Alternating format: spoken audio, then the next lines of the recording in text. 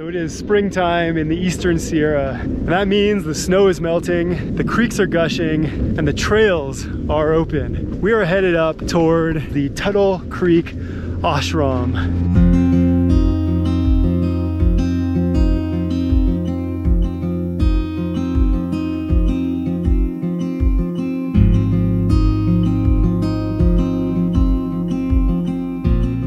Before we even hit the trail, we came across this Mojave green rattlesnake, which had just slithered into the bushes. Poised and ready to strike, but not rattling, the snake is a good reminder to practice awareness of one's surroundings when on a hike.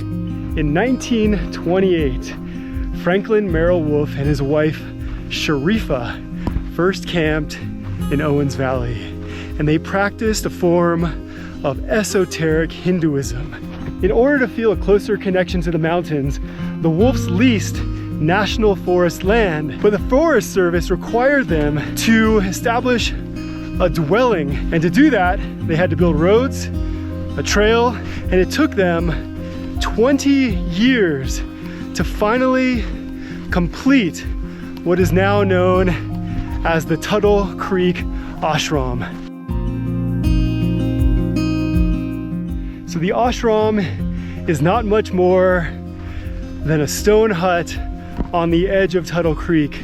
And even though the Wolfes have long passed away, to this day, the ashram remains. So in 1963, when this area was designated a wilderness, the very existence of the ashram was threatened. Luckily, the Forest Service saw the value and significance of this building and has since suggested the ashram for inclusion as a National Register of Historic Places.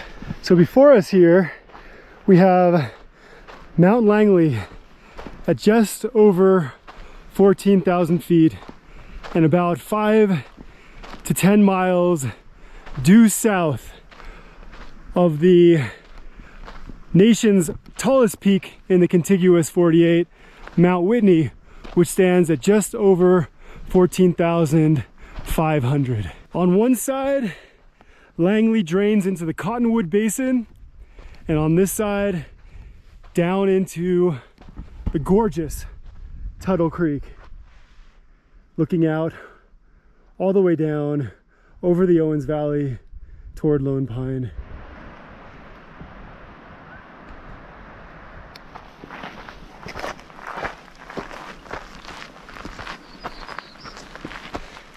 So the ashram hike is probably about a 5-mile round trip with something like a 1,500 feet elevation gain. Check out that incredible rock face. Many thousands of years ago, during the Ice Age, Tuttle Canyon would have been filled completely by a glacier. So it was John Muir, the great environmentalist and conservationist who helped to save Yosemite, that discovered that these canyons were carved by glaciers. And one more really fascinating fact, the Alabama hills here are actually rock moraines. The glacier coming out of Tuttle Canyon would have pushed very, very, very slowly those rocks into place over the course of tens of thousands of years.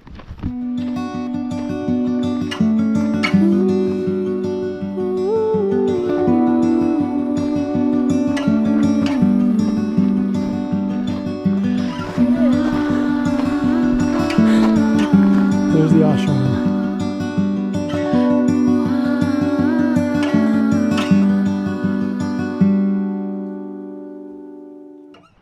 You really don't need to be a spiritual person to feel what the Wolfes felt when they came up here in the 30s and established this ashram.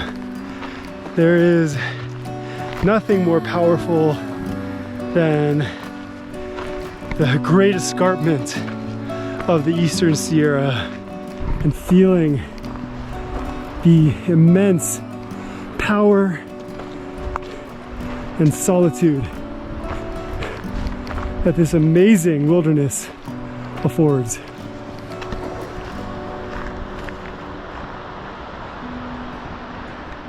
Like a snake shedding its skin, I often find that the first hike of the season in the High Sierra is kind of like shedding a certain city skin and suddenly emerging into this womb of a wilderness.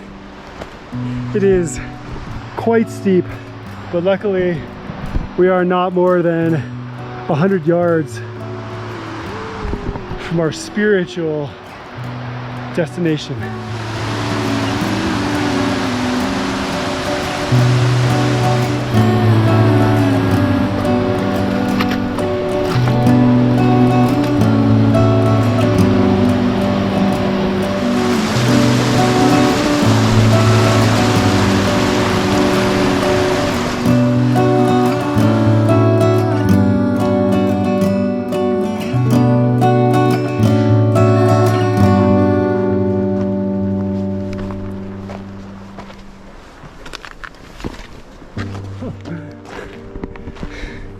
Coming up here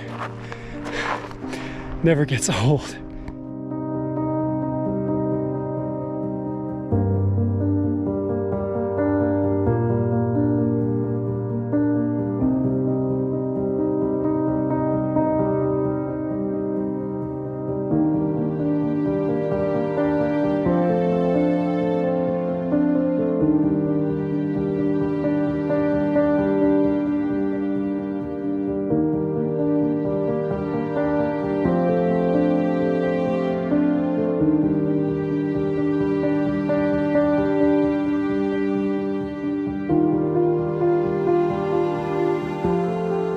Sometime in the 1960s, a visitor created this inscription on the altar, which reads, "Father, into thy eternal wisdom, all creative love, and infinite power, I direct my thoughts. Give my devotion and manifest my energy, that I may know, love, and serve thee." And check out this absolutely incredible view from the back door. There's Tuttle Canyon. Far up there is Mount Langley.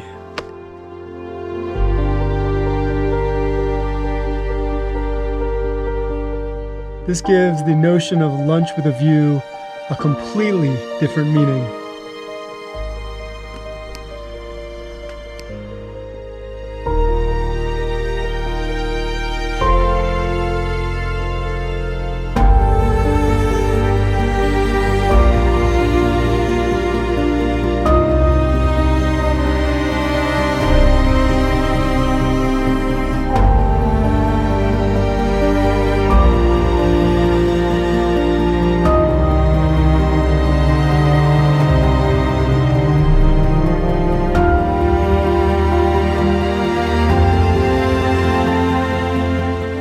Ashrama was created as a spiritual school, and one of the core teachings or principles is that the highest place is the most spiritual place.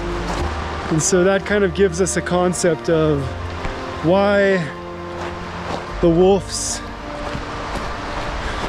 came up to the mountains here and spent such energy building this amazing structure.